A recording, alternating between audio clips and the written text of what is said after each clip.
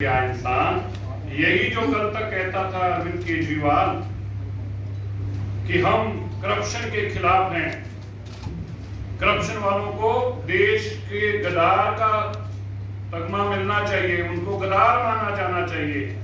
आज उन्होंने ट्वीट करके कहा करप्शन तो मुद्दा ही नहीं है, सीबीआई और ईडी को रेड नहीं करनी चाहिए। आज अरविंद केजरीवाल क्या कह रहे हैं? सीबीआई और ईडी को रेड नहीं करनी चाहिए। क्यों नहीं करनी चाहिए? क्योंकि सीबीआई और ईडी आजकल अरविंद केजरीवाल, मनीष सिसोदिया जी के जो पैसे के लेन देन हुए हैं उन लोगों को अरेस्ट कर रही है। जैसे परवेज जी ने बताया, ये कुछ नामों में हिचकिचाहट कर रहे थे, शायद परिवार का तो बताया और सारी बातों के उन्होंने खुलासे किए। और जो लोग भाग्यों में हैं, मनीष सिसोदिया कह रहे थे कि मेरे को बताओ कहां आना, तुम्हें कहीं नहीं आना, बस तुम्हें भागना नहीं है। जैसे सत्येंद्र जैन की याददाश्त चली गई, बस मनीष सिसोदिया जी आप इतनी कृपा करना, बादाम खाते रहना, आपकी याददाश्त ना चले जाए, बस इतना उपकार करना दिल्ली के लोगों के ऊपर। परवेज जी ने बताया ओबराइज में मीटिंग होती रही, उस ओबराइज की मीटिंग, ये सारी इस करप्शन की गढ़ जो है वो ओबराइज होटल से ही शुरू होती है। ओबराइज होटल के अंदर तब के दिल्ली के कमिश्नर, तब के दिल्ली के डिप्टी कमिश्नर मनीष सिसोदिया, अमित अरोड़ा, विजय नायर, दिनेश अरोड़ा, अमन ढल, वरिंदर सिंह ढल और मिस्टर नायर, ये सब लोग ओबराइज में बैठ के, और इनके सरगना का संचालन कौन करते थे? के कविता, जो कि केसीआर के परिवार से हैं। के कविता ने ही उनकी बेटी हैं और वही सारे साउथ के लोगों को यहां पर लेके आए थे।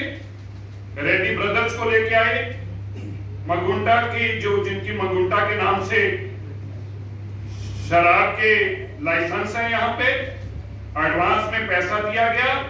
पंजाब इलेक्शन और गोवा इलेक्शन के लिए एडवांस पैसा दिया गया। और मैं आपको तरीकों के साथ, किस किस तरीकों, पहले तो मैं आपको ये बताना चाहता हूं कि उन्होंने पैसे दिए कितने कितने हैं। ये कल भी कह रहे थे कि हमारा बता नहीं रहे, मनीष सिसोदिया जी कह रहे थे बता नहीं रहे हमने कितने पैसे लिए हैं। हम बता रहे हैं भाई, आप सुन नहीं रहे, सारा देश सुन रहा है मनीष सिसोदिया जी, बस एक आप ही को नहीं सुन रहा, क्योंकि आपने दे रखे हैं इसलिए आपको सुनना नहीं चाहते आप। तो कितने पैसे लिए आपको परवेज ने अभी बताया, 150 करोड़ रुपया एडवांस लिया, एडवांस। इसके बाद कितने कितने पैसे लिए आप सुनकर हैरान होंगे। अमन ढल ने, जिसकी ब्रिंडको की शराब की फैक्ट्री है, जिसकी ब्रिंडको की होलसेल का काम है, जो 2% पे काम करता था, उसको अरविंद केजरीवाल जी ने अपनी कर्म साइन करके, अरविंद केजरीवाल जी ने कर्म साइन करके 12% उसकी कमीशन बढ़ा दी, 2% से 12%। और आप याद रखें मेरे मित्रों, मैं आपको बताना चाहता हूं मीडिया के बंधुओं को, ये जो 2% से 12% का धंधा किया है, ये कोई ऑक्शन नहीं हुई, ये कोई पर्ची लॉटरी नहीं निकली, इनको सीधा लाइसेंस अरविंद केजरीवाल जी ने दिया है, इनके ऊपर कोई ऑक्शन भी नहीं कराई। ये दिल्ली में याद रहना चाहिए कि दिल्ली में जो सबसे बड़ा घोटाला, इसमें ऑक्शन नहीं हुई। लोगों को बोलते हैं हमने ऑक्शन कराई है, होलसेल की इन्होंने ऑक्शन नहीं कराई, बकायदा इन्होंने खुद सिलेक्ट करके जिसको काम देना था दिया। और किसको दिया? ब्रिंडको को दिया, अमन ढल को दिया। अमन ढल कोई इतना प्यारा है अरविंद केजरीवाल जी और मनीष सिसोदिया जी को, कितना प्यारा है कि खाली दिल्ली में नहीं, अब पंजाब में भी इसी के पास काम है। याद रखिएगा, अमन ढल के पास पंजाब का भी काम है। और अभी पूछते थे कहां कहां कितने कितने पैसे दिए, तो जिन लोगों ने सीबीआई को जाकर बताया, जिसने 2.5 करोड़ दिया उसने भी अपना बयान दर्ज कराया है, जिसने 3 करोड़ दिया उसने भी अपना बयान दर्ज कराया है। और खाली एक ब्रिंडको कंपनी अमन ढल ने 50 करोड़ रुपया दिया और 18 करोड़ रुपए का एक सिंगल क्रेडिट नोट काटा। इसको नोट करिएगा, 18 करोड़ का सिंगल क्रेडिट नोट काटा अमन ढल ने, जो मनीष सिसोदिया के पास कैश गया। और आप हैरान हो जाएंगे, जिसको क्रेडिट नोट काटा अमन ढल की कंपनी ब्रिंडको ने, उसको शराब भी नहीं बेची थी, शराब भी नहीं बेची, फिर भी 18 करोड़ का क्रेडिट नोट। रिश्वत के पैसे क्रेडिट नोट के माध्यम से आते थे, और ये पैसे की तारीखों के साथ में बताना चाहता हूं।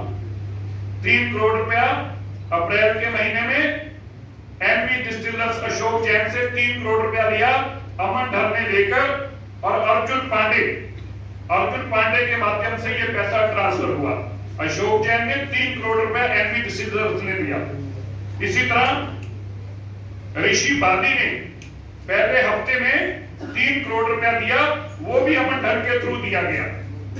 इसी तरीके 4.5 करोड़ रुपया जो पंजाब में फैक्ट्री थी ब्रॉसम्स की, चड्डा फैमिली की, उन्होंने 4.5 करोड़ रुपया के कविता जो कि केसीआर की बेटी है, उसके माध्यम से अपनी फैक्ट्री जो सील कर दी गई थी पंजाब में, उसको खुलवाने के लिए 4.5 करोड़ रुपया दिल्ली में आए कविता, और दिल्ली में वो पैसे का लेन देन हुआ। उसके बाद फैक्ट्री डीसील की गई, 3 करोड़ रुपया कैश और 1.5 करोड़ रुपया क्रेडिट नोट के माध्यम से दिया गया। बाद में वो क्रेडिट नोट कैंसिल किया गया, उसके अगेंस्ट भी कैश दिया गया। कुल 4.5 करोड़ रुपया दिया गया, और वो पैसा कविता के माध्यम से दिया गया, और मनीष सिसोदिया ने लेकर पंजाब की वो शराब की फैक्ट्री को डीसील कराया।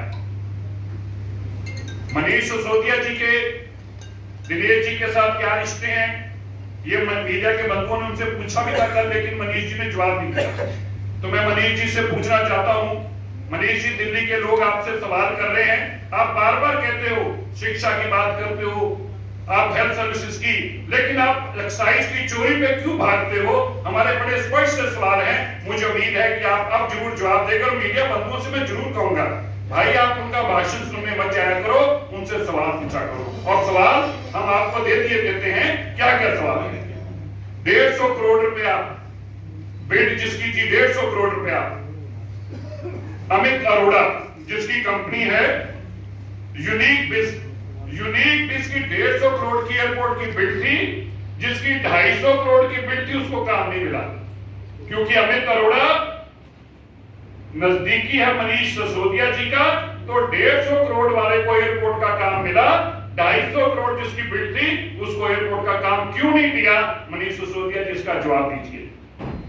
2.5% से आपने 12% कमीशन की, और किसी की ऑक्शन नहीं की, बिना, देश का पहला व्यापार है जब सरकार तय करती है कि प्राइवेट आदमी को 12% कमीशन देनी होगी, और उस 12% कमीशन देने वाले लोगों का जो लाइसेंस दिए उसको मनीष सिसोदिया जी ने लाइसेंस दिए। इसका जवाब दो, आपने ये काम क्यों किया?